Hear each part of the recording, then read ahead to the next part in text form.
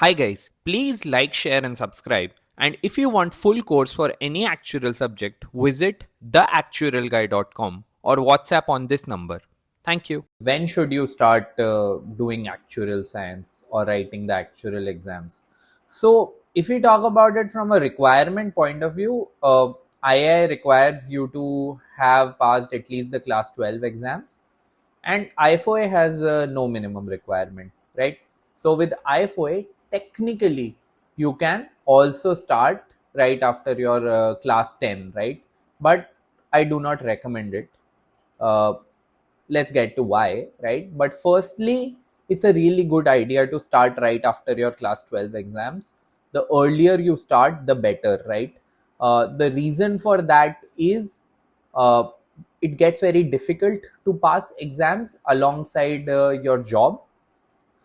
So the more number of exams you get done with in college, your your early career is likely to be easier, because I've seen a lot of candidates, struggling to manage exams alongside job, and that is what really slows down their journey to become a fellow. So pass as many exams as you can alongside your graduation.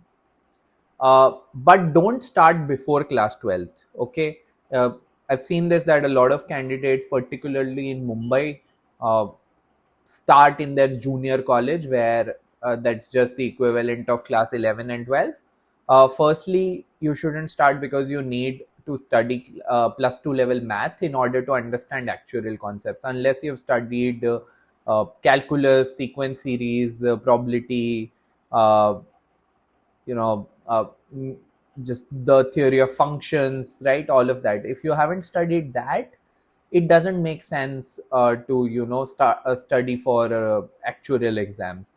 Second, if you start writing actuarial exams alongside your plus 2 exams, you won't be able to focus on your plus 2 level studies, right? You'd be like, I'm anyway focusing on actuarial science, why do I even need to focus on school, right? You would not be able to get into a good college, and getting into a good college has a lot of advantages. We'll talk about this in one of the later slides. So if you want to get into a good undergraduate degree, you should focus on your plus 2 uh, level preparation, right?